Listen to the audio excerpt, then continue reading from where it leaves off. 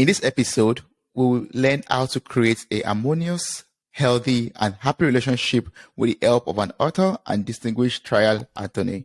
He has been he has been named a super lawyer in New York every year since 2007. The New York Law Journal named him to be the New York State Medical Practitioner Hall of Fame in 2014. Welcome to the show, Philip. How are you doing? Very well. Thank you very much. I'm happy to be here. Thank you so much for joining me on this episode. I really appreciate your presence here today, and I'm looking forward to the wonderful topic we're going to be discussing in this episode. It's all about love. It's all about relationship, and it's something, that drives the world basically. So it's very, very essential to us. But before we dive down that part, I would just love to get to know you better, Philip. I would love to learn from your life and career journey, as studying law, becoming an attorney, becoming a super lawyer in New York every year since 2007, for example. So would you like to share briefly your life story with us, your journey with us a little bit?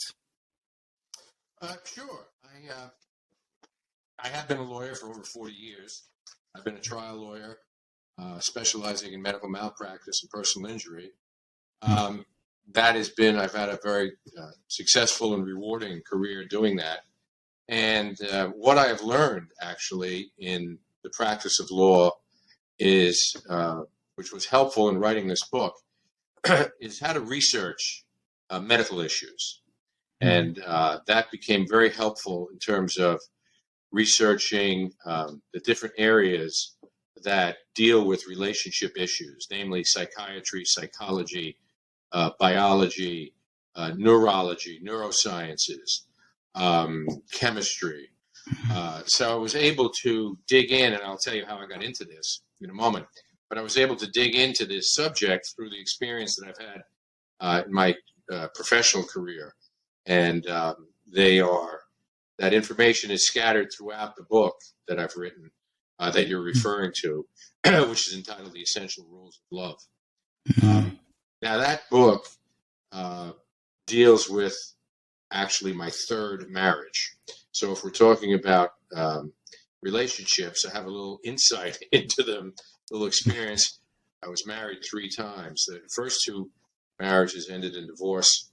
I have 3 children from my first marriage, none from my second, but get along with both my ex-wives very well. It was my third relationship with my late wife, Susan, that formed the basis of this book that I wrote, and the insights that I learned about love and relationships that I share in the book, and I hope will be helpful to your audience. It has been helpful to people that I know who have responded back to me and told me how it has been helpful to them. So that's really my life story in a nutshell. Yes, thank you so much for sharing that and giving us a quick summary of that. That's really lovely. The purpose of this conversation is based on your book, basically, like your book entitled The Essential Rules of Love, follows the death of your third wife, Susan, like you said. She passed away in April 2017. I'm so sorry for your loss. And, you wrote a lot of rules, basically, that you learned from that relationship or from the past relationships to like some do's, some don'ts. But I would just love you to tell us a little bit about Susan and the inspiration behind this book. Okay. Well, Susan was a wonderful woman. She was from the Midwest. She was brought up in St. Paul, Minnesota. She went to Syracuse University. She was an architect. She had been married once before and divorced and had 2 lovely children who I've come to be a father to, actually, to both of them, a boy and a girl, Lindsay and Danny. And we actually met. It's an interesting story. We met on Craigslist. I had, this was before there were even dating sites. There was no Match, no Bumble, none of that stuff. I had put an ad for a share of a home in East Hampton for the summer. And I said, it's a 2-bedroom home. You'd have your own bedroom. And it wasn't the personal ads, but it said home in the Hamptons. 2-bedroom home. You have your own bedroom, your own bathroom. 2 months, July and August. So you have your own privacy near the beach, whatnot.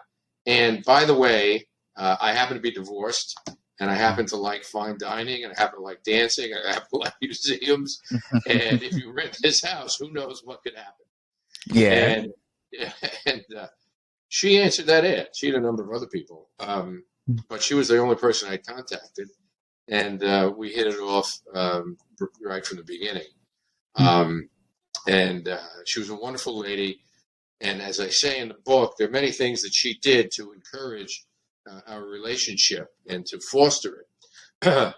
In terms of, and it's very interesting because there's a lot of research and a lot written on this. I didn't know until I started writing the book. She was an excellent cook, really enjoyed it and was very good at it. And she cooked for myself, of course, and for my boys and her family. And this was a vehicle to bring everyone together.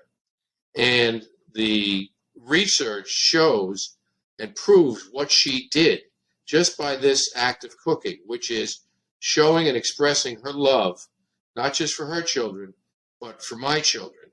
And they came to appreciate that, and they respected her for that and looked forward to that. And it was a real bonding experience that I lived through with her. And then in writing the book, when I started doing the research and reading about it, I found that there's a lot written about the benefits of cooking in relationships and how helpful it is to do that. Even just two people. One of the things we talk about, and I'll talk about the rules, the do's and don'ts. One of the things is to do activities together and participate in things together. And cooking is a great example of that. One person prepares the food, the other person cooks it. You have a couple of glasses of wine while you're doing this. It's a joint effort to accomplish something, spending time together and enjoying your company with the other person. It is a perfect example of one of the rules of love, to do things together, activities together. So that was Susan. The other thing she loved was gardening. She was a great gardener. And we bought a house together on the east end of Long Island where we built our own garden. We really did it from scratch. She was the boss of the garden, and she really controlled it. But I contributed a lot of the hard work and labor. And it was another joint effort that we did that when you go into something together, and you start something together and you see it flourish, it is as if it was flourishing like our love was flourishing at the same time. And it was another great activity that we participated in together that really helped bring us together and foster and bond our relationship. So that's really the story about Susan. Oh, that's so beautiful. I'm sure you miss her every day. Maybe when you visit the garden, for example, or whatever, you're doing some activities that you used to do together before in the past. Yeah, she passed April 5th, 2017 from ovarian cancer. And there isn't a day that goes by that I don't think of her still.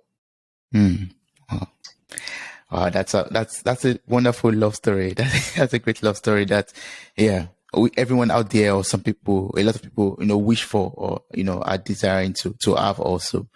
Well, from your experience, having gone through 3 marriages, for example, and your experience so far, maybe with friends and life, basically, how would you, at this point in your life, define love? Well, that's a great question. That's a fabulous question, Toby. That is the first chapter of my book, actually, because if you are going to be in a relationship and you want to foster a relationship, a good relationship, one of the first questions I asked when I started doing the research and writing for this book is, what is love? I mean, what is it really? And it turns out that the most knowledgeable people, for instance, Eric Fromm, a very noted psychologist, said love is action. It is doing for other people, doing for other people, love your family, doing for them, or in a relationship.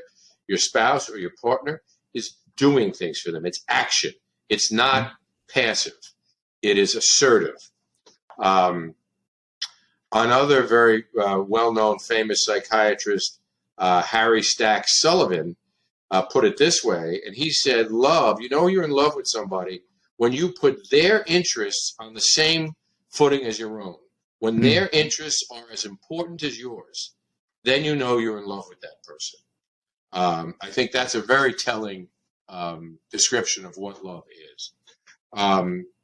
Thomas Lewis, a noted psychiatrist, one of the books that I've read, and I quote in my book, talks about meeting the other person's needs. You know when you're in love, when you try and meet, and each of you meet each other's needs, whatever they may be.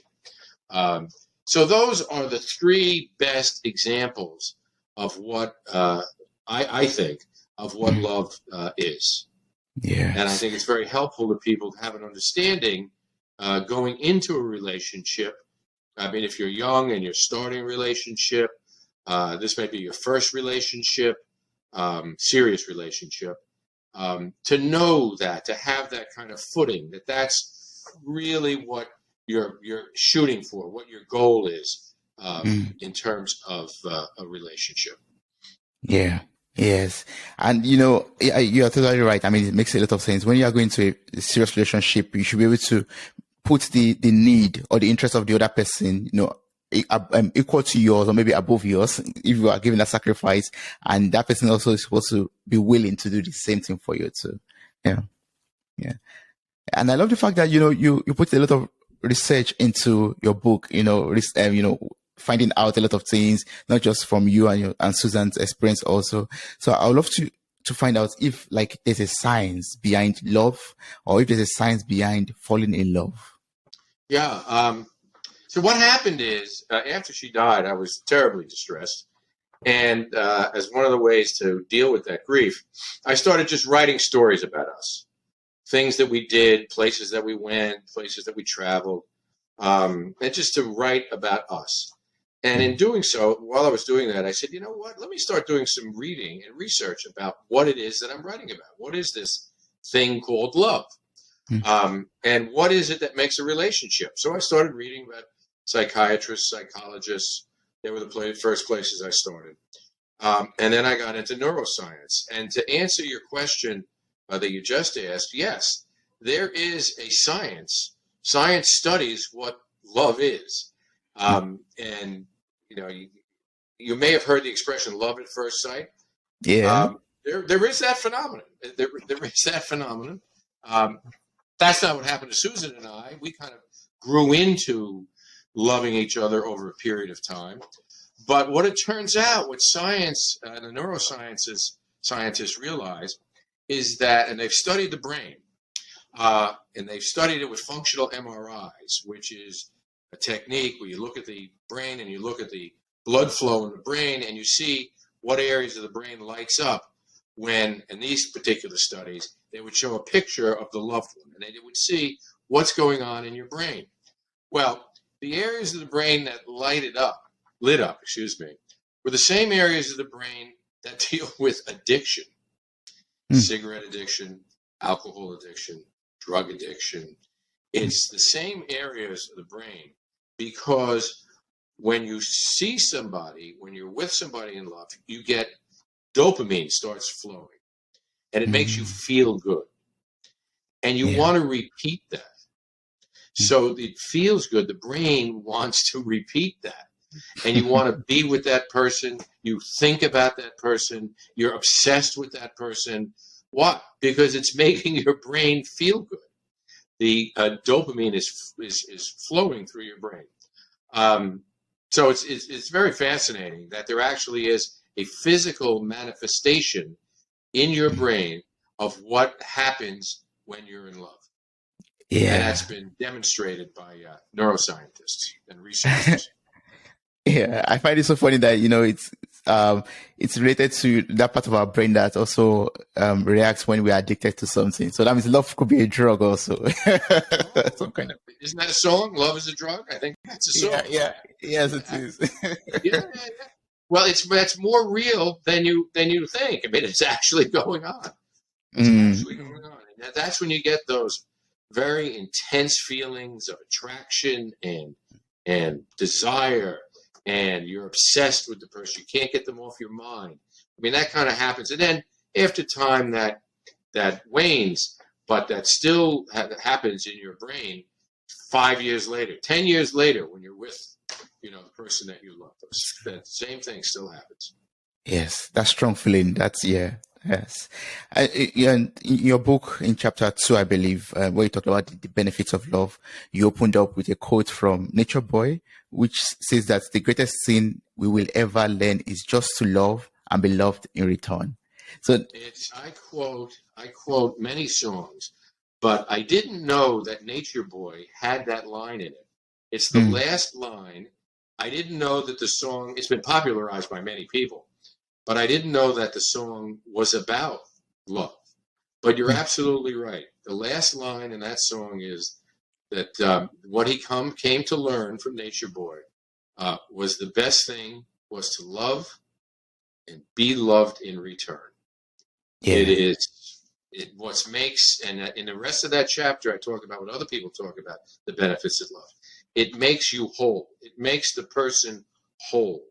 Mm, It gives the person a reason for being, a reason for living, um, to love someone else, and to be loved in return. mm, It was quite a shocking thing for me to read that lyric in that song, yeah. um, because it was totally unexpected that came from that song. And the Yeah. Yeah. interesting thing about that is,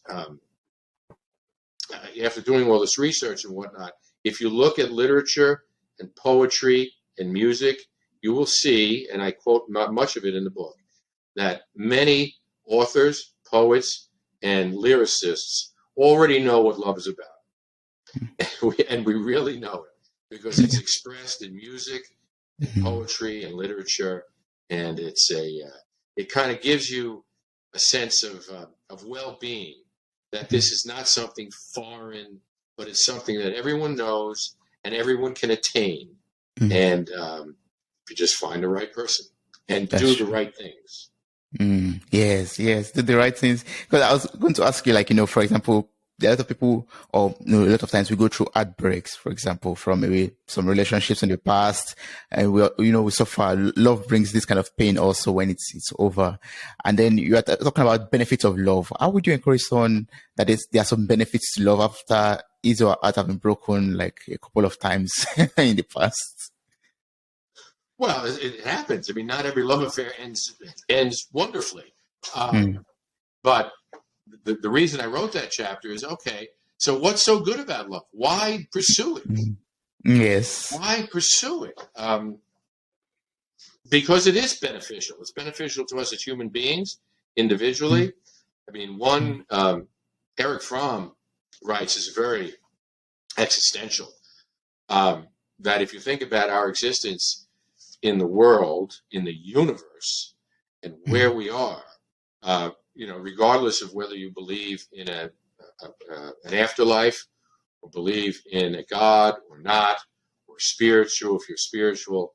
I mean, if you think about our existence in the universe, it can be very depressing when you realize how insignificant we may be. And yeah. his view is love is the thing that gets you past that. It is Mm, love that gives you a purpose for life, to love someone else, and to go back to the Nature Boy and be loved in return. It gives yes. your life purpose. So it is a terrific thing, a terrific benefit, and Mm. I recommend it to everybody. Yeah, yes, yes, me too. It gives you life purpose, direction, and it just makes you fuller, basically. It gives you that feeling that, yes, you are alive. Right. Yeah. Well, You're alive. Philip, I'd love to just learn from you, like, from your ages of experience and, yeah. And yeah, from things that you've also seen in life, basically experiences. Yeah. Is there like a process or is there like the right way to find true love or to find that right love for ourselves? If there's something like There's that. no right. There's no right way to find it. People fall in love many different ways, and in many different manners. What I focused on was this is not a dating book. This is not a book to tell you how to find somebody or what to do on a date. You're past that already when you read this book. This book is what are the guideposts, the signposts to see if there's a problem in your relationship, to address it, and what are the things to do to maintain your relationship. Now, as I said, the book is entitled The Essential Rules of Love. That's because I'm a lawyer. My whole training was the rules of civil procedure, the rules of evidence, the rules of hearsay. So when I started doing the research, I just naturally compartmentalized the things that I was reading about into, how can I organize this? How can I organize this so it's intelligible? And it just naturally fell into kind of rules. And I consolidated them into what I call 10 do's and don'ts. And these are suggestions, things to look out for from your partner, things for you to do. And one author talked about the most important thing about being in a relationship is being committed to that relationship. If there's anything that's the most important thing, if you want it to succeed, you're committed to the success of the relationship. And what these do's and don'ts do is give you guidelines to what to do, what not to do if you're committed to a relationship to keep that relationship healthy and happy and harmonious, right? Because everybody's going to have problems. Everybody's going to have disagreements. So how do you deal with it? And if you can do these things, they can be difficult, but they're not hard to understand. They don't take a lot of time. And if you can do them, I think it will foster good relationships. If you can't, you have to ask yourself two questions. One, am I with the wrong person? Maybe this is not the right person if I can't do these things. And I'm going to go over them now. You'll see they're relatively easy concepts. Or is there something about me, my psychology, that prevents me from doing these things? Maybe I need to see a therapist or a counselor to understand about myself, to see if there's something that is preventing me from doing these things or acting in this way. It's not the other person, but maybe it's me. So that's the two things that these do's and don'ts are helpful for. Yeah. So I mean, please, would you like to share these do's and don'ts with us? Like, what are the essential rules? Yes. Yes. This is what I've consolidated. I've condensed the book to. Well, the first is you're going to have disagreements. You're always going to have a disagreement in a relationship. And when you have a disagreement, number one, don't raise your voice. Raising your voice is not a helpful thing. Raising your voice only puts the other person on the defensive. I know people say, oh, we get into fights, when you like to yell and scream and whatnot. Well, maybe that's so. But for most people, it is not helpful to do that because the other person then turns off, stops listening to you. And now, how am I going to defend myself if you're raising your voice to me? Raising your voice, some psychologists talk about raising your voice and yelling as an act of abuse. Nobody wants to be abused. And being abused is not going to be helpful in terms of communication. The other thing in terms of communication and raising your voice is, if you want to have a discussion about some serious thing, don't do it when you're drinking.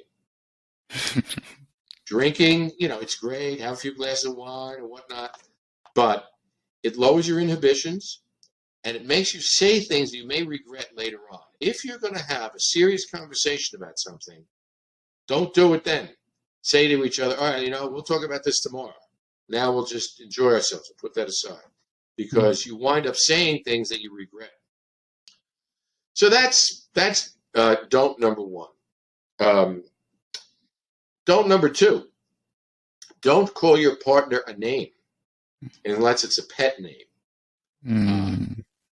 that you have for each other. Once you start calling somebody a name, psychologists call that bullying. Nobody likes to be bullied, and nobody is going to listen and engage in open conversation if they think they're being bullied. So it gets you nowhere by calling somebody, saying you're stupid.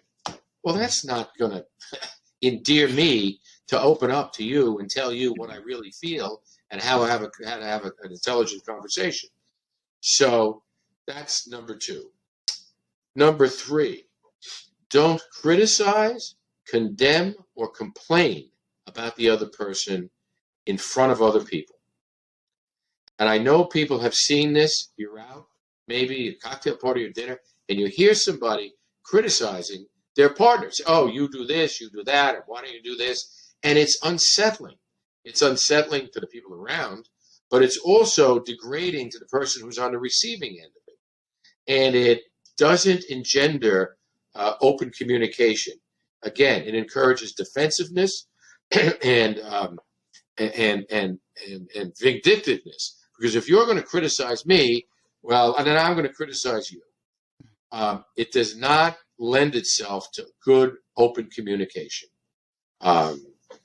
If you have a problem with the other person, save it for when you're alone and privately and you want to talk about it seriously and intelligently, not in public. You don't want to embarrass your partner or your spouse. And the other thing, the last don't is, don't tell your partner what to do about things that deal with themselves unless they ask you. Many people are in their second relationships, or in my case, third relationship. And some of these psychiatrists, by the way, Eric Fromm was married 3 times, and he wrote the leading book. So sometimes it takes a little experience to get there. Right? But you don't want to tell the other partner what to do. Say, for instance, about their children. Tell them how to discipline their children, unless they ask you, or what to do with their money, or what not to do with their money. People don't like to be told what to do. Now, if you're looking for help and you're looking for assistance, that's great. If you're asked, go ahead. But starting to tell people what to do and bossing them around is not great for an open, mutually communicating relationship. It doesn't work that way. So those are my four don'ts. Yeah. Yes. Yeah. I don't know if you have any questions about any of those or any comments, but those are basically. And again, if you can't do those things, if you find yourself continually to do that, you got to ask yourself why. Why am I engaged in this behavior if I want to be committed to this relationship? This is not helpful. Yeah. I mean, you're totally right. It makes a lot of sense when you speak about it right now. But sometimes some people say, like when you talk about don't tell someone what to do with their issue, like how to treat their children or how to maybe spend their money or whatever. And so people think, okay, I am doing this out of love. I see my partner doing things in the way they are not meant to do, in my own opinion. So out of love, I think I have to tell my partner what to do. What would you say in that case? Like, some people that they're not doing it out of, trying to, bully or try to, lead the partner, but basically are just trying to, show love and say, oh, I see you going into a pit. Let me rescue you and tell you what to do, not to fall into that pit that you're about to fall into. Well, if you're going to do it out of love, the only thing that you should be telling somebody out of love not to do or watch out for, if they're doing something that's harmful to themselves. If you see that they're doing something that's harmful to themselves and not healthy, taking drugs, drinking excessively, gambling excessively, things that are destructive to themselves, well then yes, that's out of love. To say, you're spending our household money on uh, card games, on internet card games, and it's affecting our relationship. This is not good for us. It's not good for you. It's not good for us. Yes, that's out of love. But if the person is telling their child, you have to go upstairs and do your homework now, it is not out of love to say, oh, no, they don't have to do their homework. Let them watch TV. That's not out of love. You're not accomplishing anything there. You're not. That's being a boss. That's trying to tell them how to raise their children. It's their child. Let them raise their child unless they ask you. So that's the way I would answer that question. In terms of doing something, trying to tell somebody something out of love. You're kidding yourself if you're saying, I'm telling them out of love. If I'm telling them they can watch TV instead of do their homework, maybe I'm trying to ingratiate myself with their child, but it really isn't. It really isn't helpful to my relationship with my partner or my spouse. That's true. So as long as it is healthy, then you should allow them to do what they want to do with whatever they own or want to. But as long as it's not harmful. I mean, maybe you have a difference of opinion about how doing something, but there's more than one way to skin a cat, and there's more than one way to do something. That's very different from somebody engaging in harmful behavior. So that's the way I would answer that question. And when you're talking about calling of names apart from pet names, that also is very valid, because I know sometimes we lose our temper, and we just want to let go of that anger, and then it leads to calling other names that are not so palatable or so good to hear. And I just want to know, how do you deal with such a situation in which maybe two partners are having a quarrel and they are not able to hold their temper? What do you advise them to do at that moment in order to de-escalate the situation and prevent them from calling themselves bad names? Well, if you sense that coming on, for instance, I use one example in my book. You're acting like a bitch. Well, acting like a bitch means you are a bitch. And that is a terrible thing. It has a terrible connotation. It's not going to get you anywhere in advancing communication between the two of you. And the thing to do to de-escalate it is to bite your tongue. You can stop yourself. You're not an involuntary you're a robot. You have a thinking mind.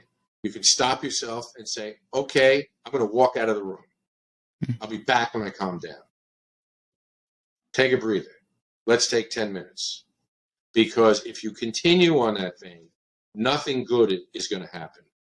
You're much better off de-escalating the situation, stopping the conflict, and then returning maybe even another day. Tomorrow. Let's get together tomorrow at 9 o'clock after the kids are asleep, and let's continue this conversation and talk. So that's what you have to do. And again, you got to make are you going to be perfect? Maybe you won't be perfect, but make the effort. If you can stop yourself 2 out of 3 times, you're going a long way to relieving and not getting into that problem. Yeah. Well, that means we have to always be intentional in that situation. Okay. In that situation, for example, just breathe in, breathe out, and analyze the situation. Am I going to explode? If I'm going to explode, let me just walk out of the room and take a breather. Yeah. Take yourself out of that situation. Yes. Take yourself away from the situation. Yes, that's good. That's very good. Are there like some other tips you could share with us on how we could, create and maintain a long-lasting, healthy, fulfilling relationship? Well, okay. Now we get into the do's, the positive things that you can do in a relationship. The first thing is doing something for your partner without being asked. And this is what Fromm meant by love is action. Doing even, a little thing, bringing home flowers without being asked. Saying, you know what, tonight we're going to go out to dinner. You don't have to cook. I'll take out the garbage today. You don't have to do that. I mean, I'm just talking about these are just little things. But you can do big things for the person. bringing them home a gift, offering to drive the kids to school that day. Do something without being asked, so that you're showing that you take the initiative. You're thinking about the other person, and I'm going to do something for you. It puts in that other person such a feeling of thoughtfulness and being thought of. It just opens up that person's heart. That's what it does. So that's number one. Number two, try and talk to each other at least once a day. I know this is difficult with children, but try and talk, have a serious conversation about what's going on that day, what's your plans for the day, what happened that day, how your day was, how it went. If you can't, Susan and I used to have an organizational meeting every morning before we left for work, over breakfast. Okay, what are you doing today? What am I doing today? What is it that I can do to help you? What can you do to help me? It's not long, 5 minutes while we're eating breakfast. All right. What's your day going to be like? What's my day going to be like? If you can't do that and you're out running around and people, got to take kids to school and make buses and whatnot. All right. At the end of the day, after the kids go to sleep, how was your day? What problems did you have today? And this doesn't have to be long, 5 minutes just to show each other that you have an interest in the other person and the other person has an interest in you. Turn off the TV before you start watching Netflix. Turn off the internet. Turn off the phone. Not 5 minutes. Just show the person that you have an interest in them. You do this every day, 5 days a week, 4 days a week. It goes a long way to opening up communication. And if somebody has a problem, then you can say, I've got a problem with something that's going on here. You never take out the garbage. It always falls to me to do it. It's very difficult for me. I'd like to talk to you about it because I don't feel good about having to do this. I mean, unless you say you've decided, okay, this is your chore that you do, this is my chore that I do. But if somebody's always picking up after the other person, somebody's always going around cleaning up and tidying up, and you start to resent that, well, in this 5-minute talk during the day, you can say, you know what? I have a problem with something, and I'd like to set aside some time for us to talk about it. Because communication is the key to a good relationship. So that's a reason to do this. Have a conversation at least once a day. Try to have it once a day. Yeah. Third, most importantly, always respect the other person. Love, if anything, is love is respect. Once you start disrespecting the other person, you're showing them that you do not care. You may be looking to harm them or hurt them in some way. And always treat the other person with respect. And if you do that, that goes a long way to fostering, a close relationship and to keeping it. Yeah. Keeping. How do you keep it? I mentioned this before at the beginning of our discussion. Do things together. Do things. Now, you don't have to do everything together. In a relationship, you don't give up your identity. You really shouldn't give up your identity. That's not healthy. But find activities that you could do together. As I said, Susan and I gardened together. But I'll give you an example of something that we didn't do together, which was not helpful.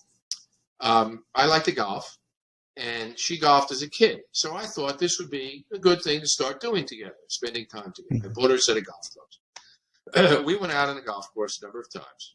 And she had a problem following one of the fundamental rules of etiquette of golf, that is, you have to move along so you don't hold up the people behind you. Well, Susan would hit a shot, and she thought she was going for a walk in a park, just ambling, walking around. I go, come on, you got to move. You got to move. And she didn't like to play with other people. She was a little embarrassed. Golf is a very social game. You play with strangers. I've played with hundreds and hundreds of people I never met before.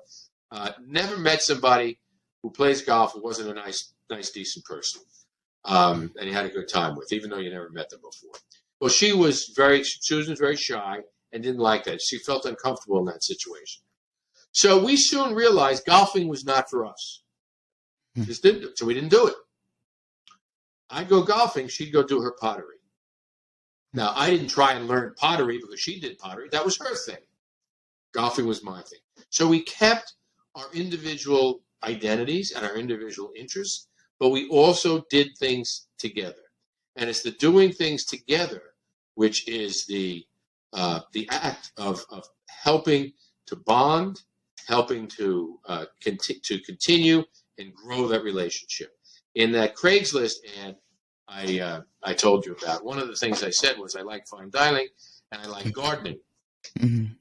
And many years later, when we bought the house, when we were in the garden and we were doing it, I said to her, I bet you think that I just said that I like gardening. I said, come on. But you can see I really did like it. Really is something that we both, I didn't just say that for the sake of saying it. Yeah. We really both enjoyed it. And she got a laugh out of that. Oh, that's So good. now, this thing, my next do may seem superficial to some people, but I don't think so. And that is, take care in your appearance for the other person. I know some people are slobs, okay. Well, if you're both slobs and you don't mind it, and that's the way you dress, okay, that's your thing. But most people aren't. And if your other half, and you're going out, it looks nice, you should look nice for them. They'll appreciate it. They will appreciate that you are doing this for them, that you look nice as a couple. So I think it's important. And this, I can't tell you any research. I can't cite any research that supports this. I'll be honest with you. This is my own belief here. But showing the other person that you take care of you're interested in the way you dress, the way you look for them, tells them that you're concerned about them and you care about them. Of course.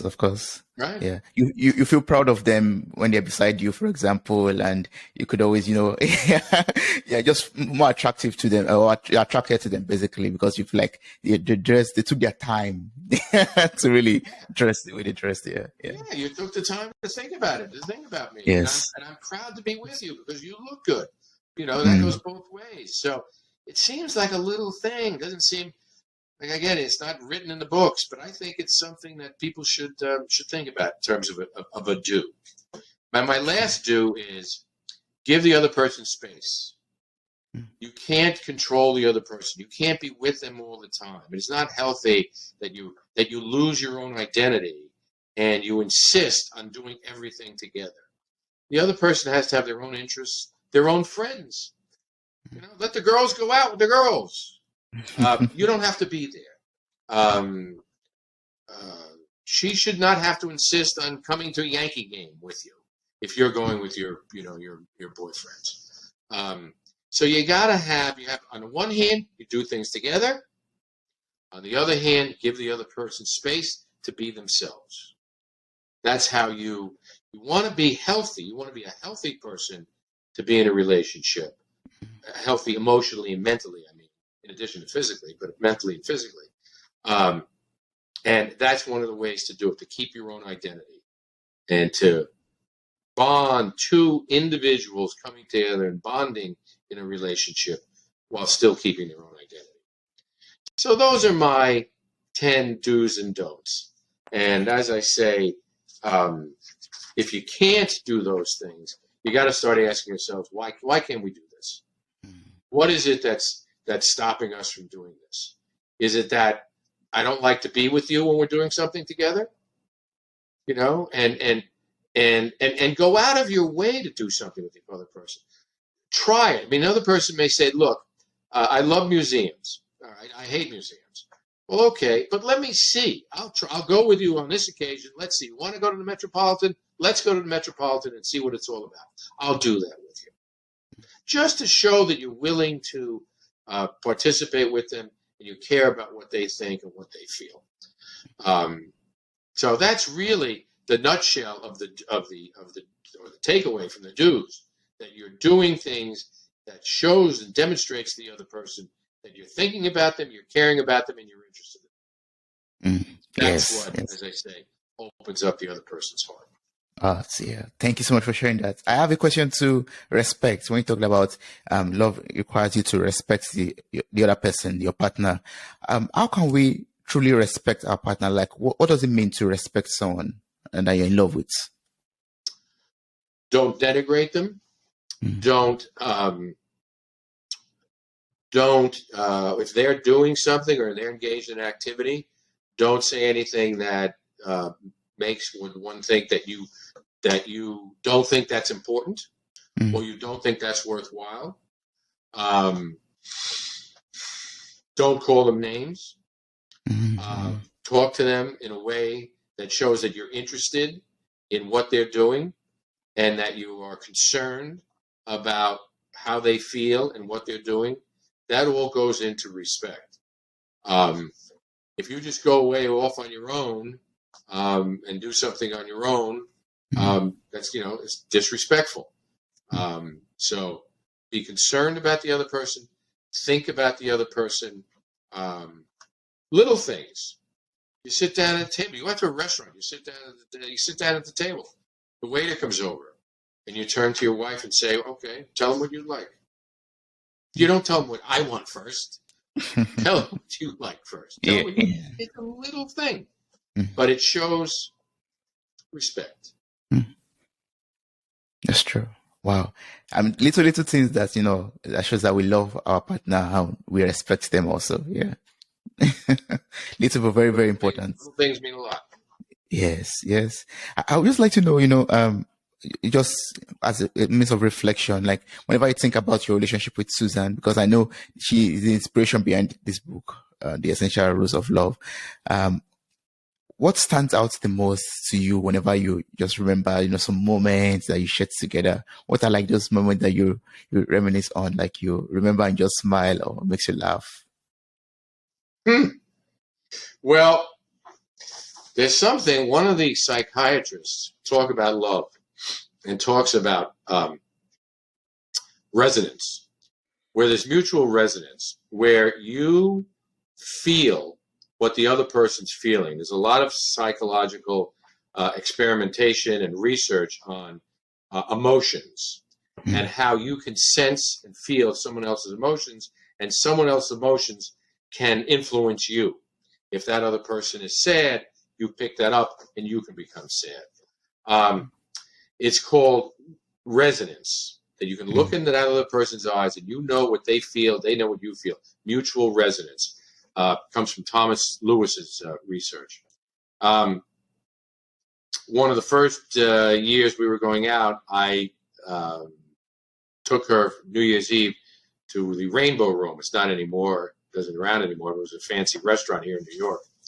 And a photographer happened to come by and take a picture of us. And he happened to catch this. We just happened to be looking at each other's eyes, and we just happened to both be smiling at each other at the same time. uh-huh, And this guy happened to catch that picture. mm, And it was just such a positive, picture and demonstration. I mean, you could just tell, looking at that picture, that we were in love with each other.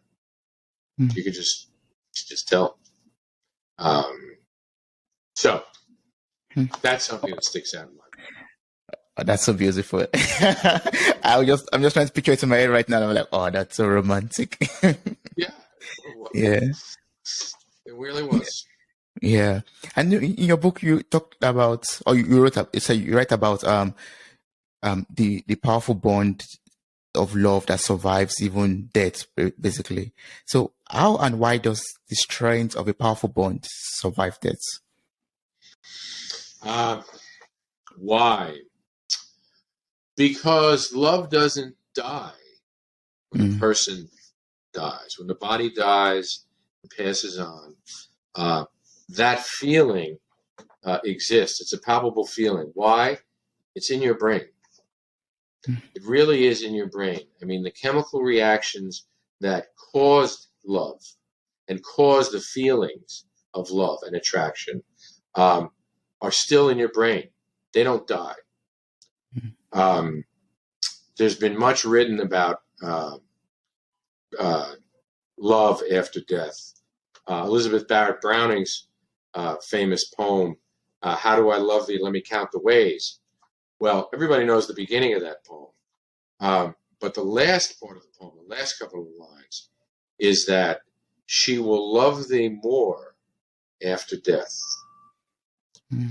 And there's a debate among literature experts about whether she meant that she would see him when they both went on to the afterlife, and she would love him more then, or that she would just now, in the earthly sense, she would still love him and love him more now that he was not God.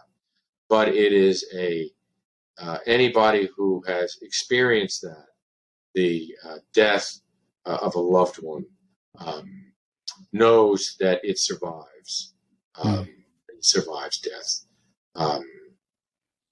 There's a picture actually in the end of the book that we had taken when Susan got sick. We did a lot of traveling, and we had a picture taken, which was very kind of prophetic at the time. Black and white, kind of dramatic picture of a picture of me, of her actually looking at the camera, very beautiful. And they kind of caught me on the side, and I had my arm around her. And it was really, it kind of symbolized that I was protecting her from what she was going through with the cancer treatment and whatnot.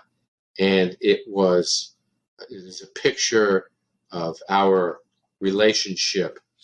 Again, the picture survived, but the meaning of that picture and the protection of her and what went on with that and all of those memories all also survived her death. So it was a very compelling thing for me to realize how many authors have experienced and written about that phenomenon. Yeah, it's a bond that cannot be broken even after one person passes away to the other side. Yeah. So I mean, for someone out there who is searching for true love, what advice do you have for them? Who is like someone out there who is like, yes, Philip, I've heard your story and I feel so much in the need to fall in love, to find true love. How would you advise such a person? Well, as I say, this is not a dating book. I really can't advise you. Yeah. The only advice I could give is be yourself. Be yourself. And don't try and change the other person. You start getting into a relationship, and this applies to people who are getting into relationships. And you see, well, I'm attracted to this person, I'm physically attracted to this person, but I can't stand that he does this. Can't stand that he does that. And I'm going to change him. I'm going to get involved in this relationship, and I'm going to change him. Well, guess what? You're not going to do that. It's not going to happen. So my advice is know yourself. You have to know yourself, understand who the other person is, and love that person for who they are. For who they are. And you're not going to find out for who they are until a little time. I mean, you fall in love with somebody, you start going out with them. You're not going to find out for who they are and who they're really about 3 months, 6 months, a year. Very often you don't find out who somebody is until you start living with them and you see what they're really like. That's true. Excuse me. You don't want to be in a relationship and think that you're going to change the person. So those are my 2 pieces of advice. Be yourself. Don't try and be somebody else. Don't be a phony about who you are. Because when you go back to being yourself, if the other person fell in love with the phony, then the person's not there. Then you're not there. Yeah, that's true. Be yourself, number 1. Number 2, don't try and change the other person. Understand who the other person is, their good points, their bad points. If you can live with their bad points or the things that you're not so thrilled about, great. Don't go into a relationship thinking you're going to change them. You're going to get heartbreak. True. Yes, that's Those true. are my 2 pieces of advice in terms of how to find true love. Thank you so much for sharing that. I know it's not a dating book, but I just wanted to, before you get into that stage of, maintaining and creating that love life, you have to at least find the true love first. And that's why I was asking that question. Thank you so much for sharing those 2 points. Be yourself. Yeah. Excellent question. Yes. So, the Essential Rules of Love can be found on Amazon. I'm going to place the link to your website in the show note of this episode. So I encourage everyone who is listening to get the book, read it. It's a must read for you if you want to, maintain or, build up that love life that you have currently. So, Philip, and if there are people out there who still have some more questions to ask you, maybe they want to work closer with you, basically, what is the best way to connect and to work with you? Well, it's on my website. I actually have a website, philrussotti.com, and my email is there. I'd be happy to speak to anybody. Thank you, Toby, for your remarks, your kind remarks about the book. I appreciate that. I think they are helpful. It is not a book. I mean, many of these self-help books by psychologists involve taking personality tests, involve all of these role playing back and forth. They're very detailed, very time consuming. I know people that have started them and then have been unable to finish them. I'm not saying they don't have their place. They certainly have their place. But my book is a little more condensed and I think an easy to read and easy to understand for the average person to see if your partner can't do these things, is this a red flag that there's maybe something wrong in our relationship that we should address? And are these the things that we can do to continue the relationship? So anybody who has any questions or wants to communicate with me, Phil Russotti, RUSSOTTI.com.